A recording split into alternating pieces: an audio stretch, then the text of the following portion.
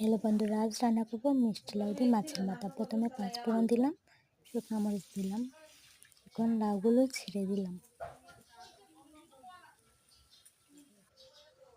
একটু নাড়াচাড়া করব।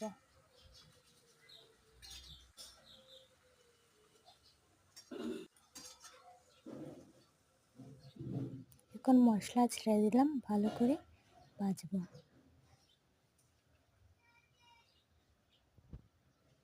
লবণ দিয়ে দিলাম, ভালো করে নাড়াচাড়া করব, একটু ঢেকে দিলাম।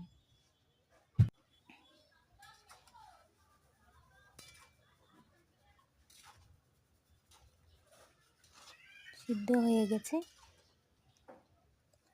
মাছের মাথা ছেড়ে দিলাম। হয়ে গেল মিষ্টি লাউয়ের মাছের মাথা। আশা করি ভিডিওটা সবার অনেক ভালো লাগবে। লাইক, কমেন্ট, শেয়ার করবেন, সাবস্ক্রাইব করতে ভুলবেন না।